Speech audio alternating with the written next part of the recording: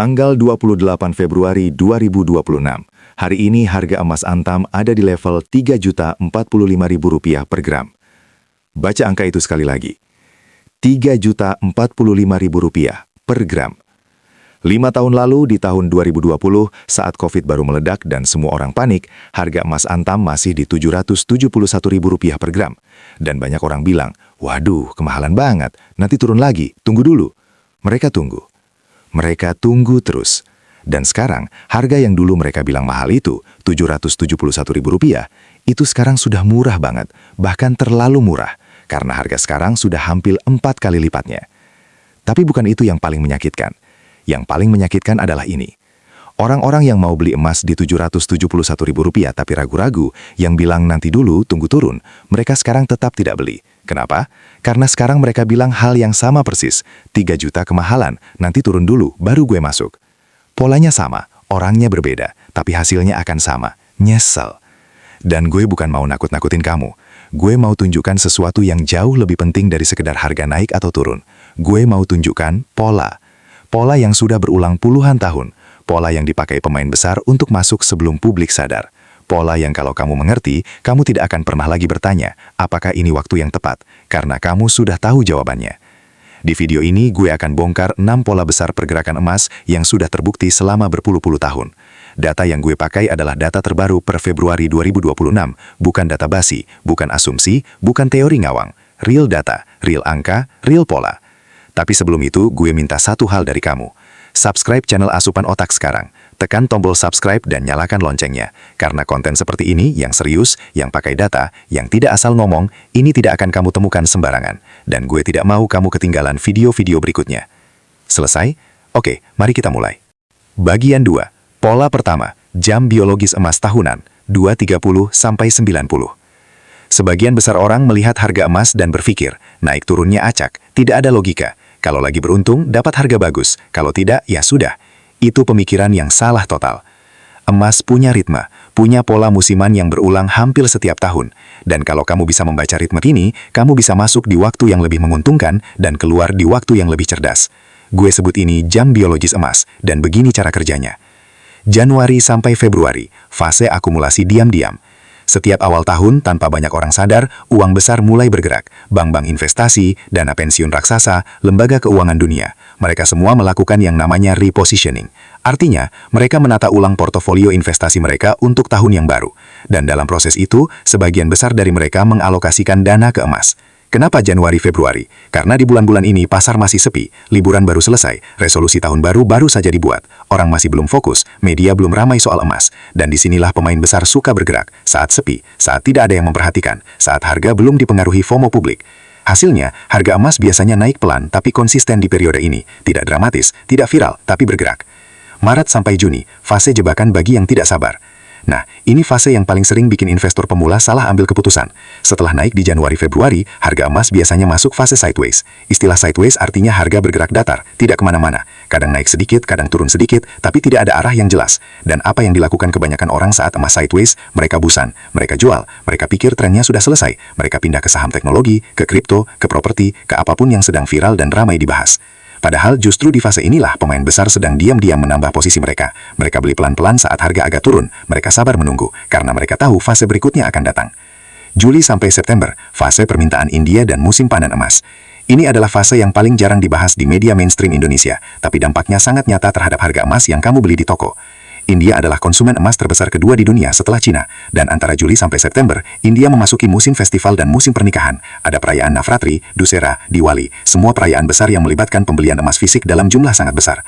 Bayangkan ini, ratusan juta orang di India membeli emas dalam waktu yang hampir bersamaan. Permintaan meledak, suplai dunia tidak bisa tiba-tiba digandakan, harga pun naik, dan efeknya terasa sampai ke toko emas di Surabaya, di Jakarta, di Medan, dimanapun kamu berada di Indonesia. Data historis menunjukkan September dan Oktober secara konsisten menjadi bulan-bulan dengan pergerakan harga emas terkuat dalam setahun. Bukan kebetulan, ini adalah ritme yang bisa diprediksi. Oktober sampai Desember, fase euforia dan bahaya FOMO. Di akhir tahun semuanya berubah suasana. Harga emas sudah naik cukup tinggi, media mulai meliput, orang-orang mulai ngobrol soal emas, dan disinilah FOMO, fear of missing out, atau rasa takut ketinggalan, mulai bekerja. FOMO adalah rasa cemas yang muncul saat kita melihat orang lain untung, sementara kita belum melakukan apa-apa. Rasanya seperti kereta sudah hampir berangkat dan kamu belum naik. Dan di fase ini, mayoritas investor pemula justru masuk. Mereka beli saat harga sudah di puncak, karena baru sekarang mereka berani, karena sekarang semua orang sudah bicara soal emas. Ironisnya, justru saat semua orang sudah tahu dan antri beli, itu adalah sinyal bahwa fase naik hampir selesai. Jadi ringkasnya, pola tahunan emas adalah diam-diam naik saat sepi, Januari-Februari, sideways membosankan bikin orang kabur, Maret sampai Juni, meledak karena permintaan India, Juli-September, euforia masa yang berbahaya, Oktober-Desember. Orang pintar beli saat sepi, orang pintar jual saat ramai, kebanyakan orang melakukan kebalikannya, dan ini baru pola pertama. Bagian 3, pola kedua, siklus besar 7-10 tahun yang menyiksa mental, 90-17-10. Kalau pola pertama itu ritme tahunan, pola kedua ini adalah ritme dalam jangka yang lebih panjang, jauh lebih panjang, dan ini yang bikin kebanyakan orang tidak kuat mengikutinya sampai habis. Secara historis, emas bergerak dalam siklus besar yang berlangsung 7-10 tahun. Dalam satu siklus penuh, ada fase naik, fase koreksi, fase mati suri, dan kemudian meledak lagi ke level yang lebih tinggi dari puncak sebelumnya. Mari kita lacak perjalanan ini dengan angka nyata dalam rupiah, karena kita orang Indonesia, dan yang kita rasakan sehari-hari adalah rupiah. Tahun 2010-2011, puncak pertama. Di tahun 2010, harga emas antam masih di kisaran Rp395.000 sampai Rp474.000 per gram. Angka yang sekarang terdengar sangat murah, tapi saat itu banyak yang bilang sudah mahal.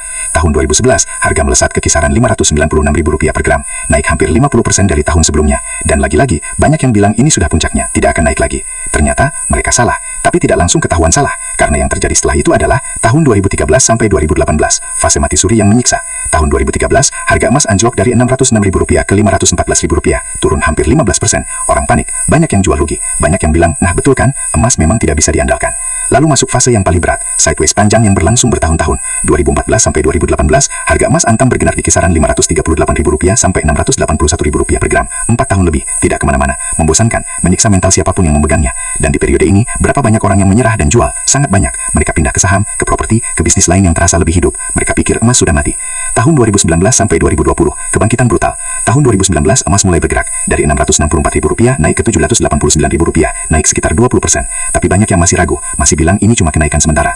Kemudian tahun 2020 terjadi sesuatu yang mengubah segalanya, pandemi COVID-19. Dunia panik, ekonomi global terguncang, investor lari ke tempat yang aman, dan yang paling aman di mata banyak orang di seluruh dunia adalah emas. Harga emas antam yang di Januari 2020 masih di Rp771.000, dalam 8 bulan meledak ke Rp1.055.000 per gram, tembus 1 juta untuk pertama kalinya dalam sejarah, kenaikan lebih dari 36% dalam 8 bulan. Toko emas antri panjang, pegadaian kehabisan stok, media ramai setiap hari, semua orang FOMO, semua orang beli, dan ya, banyak yang beli di puncak. Sekarang rupiah berada di kisaran Rp16.000 sampai Rp16.900 per dolar. Dan kondisi-kondisi berikut ini membuat rupiah rentan tertekan lebih jauh. Pertama, utang luar negeri Indonesia yang harus dibayar dalam dolar. Ketika perbayaran jatuh tempo, Indonesia butuh banyak dolar, dan itu menekan rupiah. Kedua, kondisi geopolitik global yang membuat investor internasional lebih memilih memegang dolar atau emas daripada mata uang negara berkembang, seperti rupiah. Ketiga, defisit transaksi berjalan Indonesia. Artinya, kita lebih banyak impor daripada ekspor dalam beberapa kategori penting, yang berarti kita terus butuh dolar. Kalau rupiah melemah lebih lanjut, katakanlah ke 17.000 atau bahkan 17.500 rupiah per dolar, dan emas dunia juga naik, maka efek double kill akan membuat harga emas antam meledak lebih brutal lagi. Artinya apa buat kamu? Emas bukan hanya lindung nilai terhadap inflasi. Di Indonesia, emas adalah juga lindung nilai terhadap pelemahan rupiah. Saat rupiah melemah, daya beli kamu turun. Barang-barang impor jadi lebih mahal, liburan ke luar negeri jadi lebih mahal, biaya pendidikan anak yang pakai standar internasional jadi lebih mahal. Tapi kalau kamu punya emas, saat rupiah melemah, nilai emas kamu dalam rupiah justru naik. Emas melindungi daya beli kamu dari pelemahan mata uang yang terjadi pelan-pelan tanpa kamu sadari. Ini bukan teori, ini sudah terbukti berkali-kali dalam sejarah ekonomi Indonesia. Bagian 6. Pola kelima, faktor X yang bisa meledakkan emas 2026-2027. Sampai sini kamu sudah paham pola tahunan, pola siklus panjang, sinyal bank sentral, dan efek double kill khusus Indonesia. Sekarang kita bicara tentang faktor X. Faktor-faktor yang kalau salah satu atau beberapa dari mereka meledak secara bersamaan, harga emas bisa naik dalam kecepatan yang jauh lebih cepat dari perkiraan siapapun. Faktor X pertama, tarif Trump dan perang dagang babak baru. Di awal 2026, kebijakan tarif baru dari pemerintahan Amerika Serikat kembali mengguncang pasar global. Tarif baru sebesar 10% untuk berbagai produk impor diberlakukan, dan ada sinyal harga bisa naik ke 15%. Apa efeknya ke emas? Sangat besar. Tarif dagang memicu kekhawatiran inflasi. Ketika barang-barang impor jadi lebih mahal karena kena tarif, harga-harga di negara yang mengimpor ikut naik. Inflasi meningkat. Dan emas adalah aset yang secara historis paling kuat dalam melindungi nilai saat inflasi tinggi. Selain itu, tarif dagang menciptakan ketidakpastian bagi bisnis global. Ketidakpastian bikin investor nervous. Investor nervous lari ke emas. Permintaan naik, harga naik. Untuk Indonesia, kondisi ini double bahaya. Karena kalau Amerika Serikat melambat ekonominya akibat ketegangan perdagangan, demand global untuk komoditas ekspor Indonesia bisa turun. Itu menekan rupiah, dan kamu sudah tahu efeknya. Emas dalam rupiah makin mahal. Faktor X kedua, Iran, Ukraina, Taiwan. 3 bom geopolitik. Dunia sedang dalam kondisi ketegangan geopolitik di beberapa titik sekaligus. Konflik Rusia-Ukraina masih berlanjut. Ketegangan di Timur Tengah belum selesai, bahkan ada negosiasi nuklir AS-Iran yang hasilnya tidak pasti. Dan bayangan konflik di kawasan Taiwan terus menghantui. Emas adalah aset safe haven. Artinya, saat kondisi global memburuk, investor dari seluruh dunia lari ke emas sebagai tempat berlindung. Dan dengan 3 titik konflik besar yang bisa meledak kapan saja, permintaan emas sebagai safe haven tidak akan kemana-mana. Setiap kali salah satu dari situasi ini memanas, harga emas biasanya langsung loncat. Faktor X ketiga, The Fed dan suku bunga. The Fed adalah Bank Sentral Amerika Serikat. Keputusannya soal suku bunga pengaruhnya terasa ke seluruh dunia, termasuk ke harga emas dan nilai rupiah. Saat suku bunga tinggi, menyimpan uang di deposito atau obligasi AS memberikan bunga yang bagus. Jadi investor tidak terlalu tertarik ke emas yang tidak memberikan bunga. Emas cenderung tertekan. Tapi saat suku bunga dipangkas, bunga deposito dan obligasi turun. Emas kembali menjadi alternatif yang menarik. Permintaan naik, harga naik. Para analis memperkirakan The Fed akan mulai memangkas suku bunga di semester kedua 2026. Kalau ini benar, ini akan menjadi katalis besar untuk lonjakan emas berikutnya. Faktor X keempat, de-dolarisasi global. De-dolarisasi adalah proses di mana negara-negara dunia secara bertahap mengurangi penggunaan dolar AS sebagai mata uang cadangan dan transaksi internasional.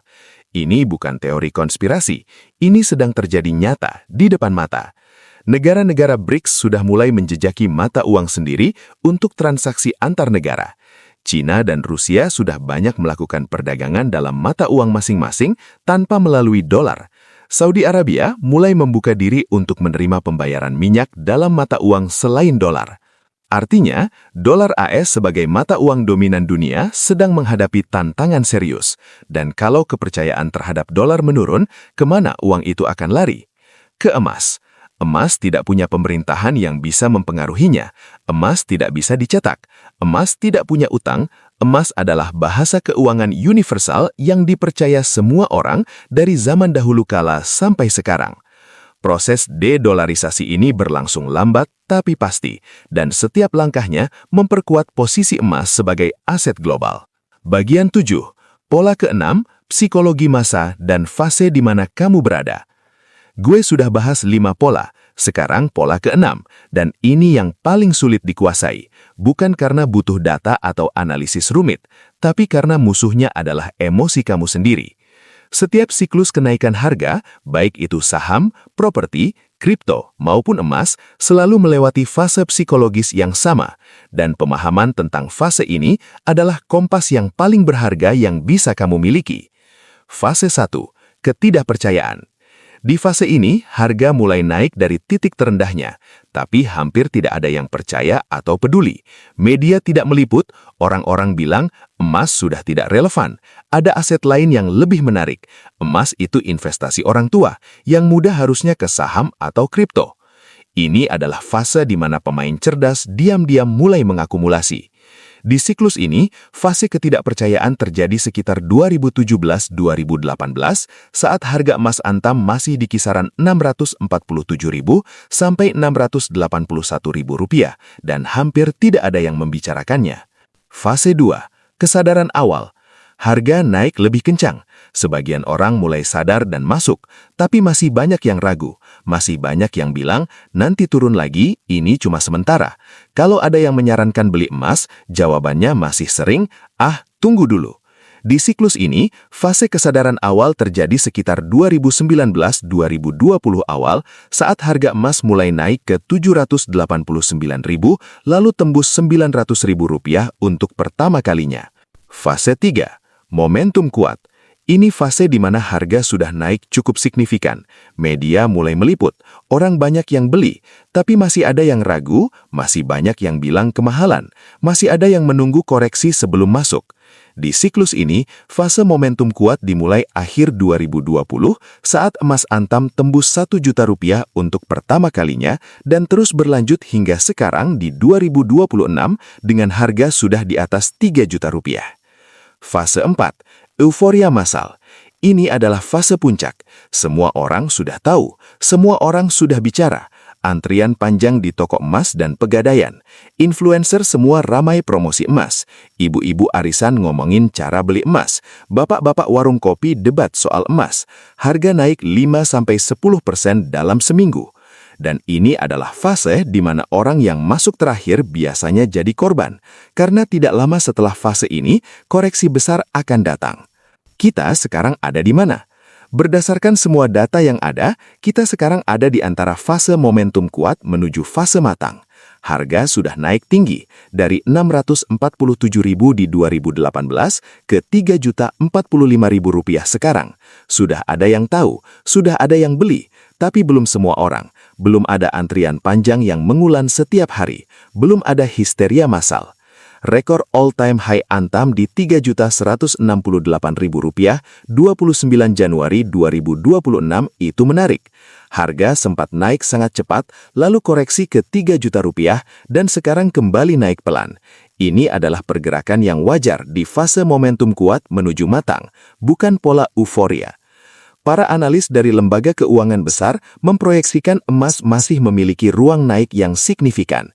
NH Korindo Sekuritas menyebut target akhir 2026. Yardeni Research bahkan bicara tentang kemungkinan emas menuju level jauh lebih tinggi di tahun-tahun berikutnya seiring dengan lonjakan permintaan dari industri teknologi militer dan AI yang membutuhkan logam dalam jumlah besar. Artinya apa? Masih ada waktu, tapi tidak banyak. Saat fase euforia benar-benar datang, saat semua orang sudah bicara emas, saat antrian toko emas sudah ramai setiap hari, saat media memberitakan setiap jam, disitulah harga sudah jauh lebih tinggi dari sekarang, dan masuk di sana adalah cara tercepat untuk jadi korban. Orang yang masuk sekarang, di fase momentum kuat sebelum euforia massal, adalah orang yang akan panen hasil ketika euforia itu tiba. Bagian 8. Cara praktis memulai investasi emas di Indonesia. Sebelum gua tutup, gua mau kasih kamu panduan praktis yang bisa langsung diaplikasikan. Karena ilmu tanpa aksi tidak ada gunanya. Pilihan 1. Emas fisik, Antam, UBS, Galeri 24. Ini adalah cara paling klasik dan paling nyata. Kamu beli emas batangan, kamu pegang fisiknya, kamu simpan di brankas atau safe deposit box di bank. Keunggulannya, kamu benar-benar memiliki emas secara fisik. Tidak ada resiko platform tutup atau gagal bayar. Nilainya sudah jelas. Kekurangannya, ada spread antara harga beli dan harga jual kembali yang cukup lebar. Hari ini misalnya, harga beli Antam Rp3.045.000 per gram, tapi harga buyback-nya Rp2.824.000 per gram, selisih Rp221.000 per gram. Artinya, kalau kamu beli dan jual di hari yang sama, kamu langsung rugi Rp221.000 per gram. Jadi, emas fisik cocok untuk investasi jangka menengah panjang, minimal 1-2 tahun. Mulai dari mana? Kamu bisa langsung beli di butik emas logam mulia Antam, atau lewat platform online yang resmi seperti Tokopedia Emas, Shopee Emas, atau aplikasi brankas yang terafiliasi dengan Antam. Pilihan 2, emas digital. Emas digital artinya kamu membeli emas secara elektronik dan ada emas fisik yang menjadi jaminannya. Tapi kamu tidak memegang fisiknya. Platform yang bisa kamu pakai antara lain Pegadaian Digital, tabungan emas BRI, atau platform fintech investasi yang sudah berizin resmi dari OJK, Otoritas Jasa Keuangan. OJK itu semacam pengawas keuangan di Indonesia. Pastikan platform yang kamu pilih sudah terdaftar di OJK. Keunggulan emas digital bisa mulai dari nominal sangat kecil, bahkan ada yang bisa mulai dari Rp10.000 saja. Mudah, bisa dari HP. Tidak ada masalah penyimpanan fisik. Kekurangannya, ada resiko platform. Pastikan pilih platform yang sudah terpercaya dan terregulasi. Pilihan 3. Strategi DCA atau Dollar Cost Averaging. DCA atau Dollar Cost Averaging adalah strategi di mana kamu membeli emas secara rutin dalam jumlah yang sama setiap bulan, terlepas dari harga saat itu. Misalnya, kamu putuskan beli emas senilai Rp500.000 setiap tanggal 1 setiap bulan. Bulan ini harga emas Rp3 juta per gram. Kamu dapat sekitar 0,16 gram. Bulan depan harga naik ke Rp3,2 juta. Kamu dapat lebih sedikit. Bulan berikutnya harga koreksi ke Rp2,9 juta. Kamu dapat lebih banyak. Hasilnya, rata-rata harga beli kamu akan berada di tengah-tengah. Kamu tidak perlu pusing mikir kapan waktu terbaik untuk masuk. Kamu tidak akan terjebak FOMO beli di puncak. Strategi ini cocok banget untuk orang yang baru mulai dan tidak punya banyak waktu untuk memantau pasar. Bagian 9. Kesalahan fatal yang paling sering dilakukan investor emas Indonesia. Sebelum gua tutup, ada satu bagian yang tidak bisa gua skip, karena ini adalah daftar kesalahan yang paling sering gua lihat dilakukan orang-orang Indonesia dalam investasi emas. Dan kalau kamu bisa menghindari kesalahan-kesalahan ini, kamu sudah selangkah jauh di depan kebanyakan orang. Kesalahan pertama, beli emas perhiasan untuk investasi. Ini mungkin yang paling umum. Banyak orang, terutama ibu-ibu, berpikir kalau beli emas perhiasan, kalung, gelang, cincin, itu sama dengan investasi emas. Faktanya, ini beda jauh. Emas perhiasan punya biaya pembuatan yang biasanya berkisar antara 15–25% dari harga emasnya. Artinya, ketika kamu beli kalung emas, sebagian besar dari uang yang kamu bayar itu bukan buat emasnya, tapi buat ongkos pembuatan, catakan, dan keuntungan toko. Dan saat kamu mau jual, toko hanya akan menghitung nilai emasnya saja, minus ongkos lebur. Biaya pembuatan yang sudah kamu bayar, hilang begitu saja. Jadi kalau tujuannya memang investasi, beli emas batangan atau emas koin yang minim ongkos pembuatan, bukan emas perhiasan. Tentu saja, kalau tujuan utama kamu memang memakai perhiasannya dan bukan untuk investasi, itu lain cerita. Kesalahan kedua, panik jual saat harga koreksi.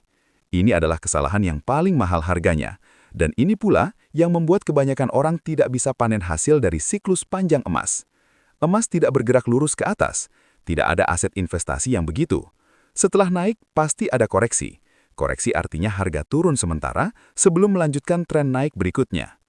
Contoh nyata yang sudah kita bahas tadi, tahun 2021 setelah emas antam tembus Rp1 juta di 2020, harga koreksi ke kisaran Rp903.000. Banyak yang panik dan jual, tapi yang tahan, yang tetap simpan emas mereka meski harga turun sementara, mereka menikmati emas yang sekarang sudah di atas Rp3 juta. Bagaimana cara tidak panik? Dengan punya mindset yang benar sejak awal. Emas bukan instrumen untuk dapat untung dalam sebulan, 2 bulan. Emas adalah instrumen untuk melindungi dan menumbuhkan kekayaan dalam jangka menengah sampai panjang, minimal 2–5 tahun. Kalau dari awal kamu sudah sadar bahwa fluktuasi jangka pendek adalah normal dan wajar, kamu tidak akan panik saat koreksi terjadi. Kesalahan ketiga, investasi dengan uang yang dibutuhkan dalam waktu dekat. Emas adalah investasi jangka menengah panjang. Kalau kamu berinvestasi emas dengan uang yang akan kamu butuhkan 3–6 bulan ke depan, kamu mengambil resiko yang tidak perlu. Kenapa? Karena kamu tidak tahu kondisi pasar 3–6 bulan ke depan. Bisa saja harga sedang koreksi tepat saat kamu butuh uang. Kalau terpaksa jual di saat harga sedang turun, kamu tidak mendapat hasil yang seharusnya. Investasi emas yang benar menggunakan dana yang memang tidak akan kamu butuhkan dalam 2–3 tahun ke depan. Dana darurat tetap harus ada dan terpisah. Kebutuhan hidup tetap harus tercukupi. Baru sisanya, yang betul-betul dana lebih, dialokasikan ke emas. Kesalahan keempat, terlalu sering cek harga dan overthinking. Ini mungkin terdengar sepele, tapi dampaknya nyata. Orang yang terlalu sering cek harga emas cenderung membuat keputusan berdasarkan emosi sesaat. Pagi ini harga turun Rp50.000, langsung panik. Siang ini naik lagi Rp30.000, langsung lega. Besok malam lihat berita emas turun di Asia, langsung tidak bisa tidur. Itu bukan cara investasi yang sehat. Kalau kamu sudah punya strategi yang jelas, misalnya DCA bulanan, atau beli dan simpan minimal 3 tahun, cukup ikuti strateginya. Cek harga secukupnya, misalnya seminggu sekali, atau bahkan sebulan sekali. Tidak perlu setiap ham. Ingat, pelajaran dari pola kedua tadi, orang kaya bukan berarti orang yang paling sering cek grafik. Orang kaya adalah orang yang punya strategi yang benar dan cukup sabar untuk menjalankannya tanpa terguncang oleh fluktuasi harian. Kesalahan kelima, tidak diversifikasi. Gua mau luruskan satu hal. Gua bukan bilang kamu harus taruh semua uang di emas. Investasi yang bijak adalah investasi yang terdiversifikasi. Artinya, kamu tidak naruh semua telur dalam satu keranjang. Emas bisa menjadi bagian dari portofoliomu, tapi tidak harus jadi satu-satunya. Sebagian analis merekomendasikan alokasi emas antara 10–20% dari total portofolio investasi. Sisanya bisa ke instrumen lain seperti reksadana, saham, obligasi pemerintah atau SBN, properti atau bisnis. Proporsi idealnya tergantung pada profil resiko kamu.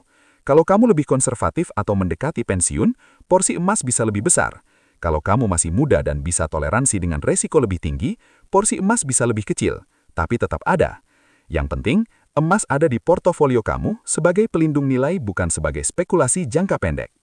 Bagian 10. Simulasi nyata. Kalau kamu mulai hari ini, berapa hasilnya? Tambahan sebelum penutup. Biar lebih konkret, gua mau ajak kamu lakukan simulasi sederhana.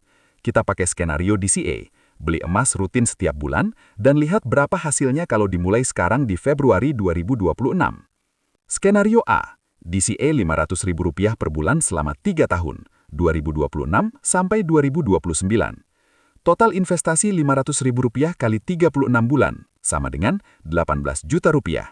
Kalau harga emas naik secara rata-rata katakanlah 15% per tahun dalam 3 tahun ke depan, dan ini bukan angka yang dibuat-buat, secara historis, emas Indonesia rata-rata pertumbuhannya di atas 10% per tahun dalam jangka panjang, maka nilai investasi kamu bisa mencapai sekitar Rp26–28 juta dalam 3 tahun. Keuntungan sekitar 8–10 juta rupiah dari modal 18 juta rupiah, atau sekitar 44–55%. Bandingkan dengan deposito bank yang bunganya 4,5–5% per tahun. Dalam 3 tahun, 18 juta rupiah di deposito menghasilkan bunga sekitar 2,7 juta rupiah saja, jauh lebih kecil. Skenario B, investasi lump sum hari ini 5 juta rupiah. Dengan harga Rp3.045.000 per gram, kamu dapat sekitar 1,64 gram emas. Kalau 3 tahun ke depan harga emas Antam naik ke 4 juta rupiah per gram, sebuah proyeksi yang sangat konservatif, mengingat tren yang ada, maka 1,64 gram emas kamu nilainya Rp6.560.000.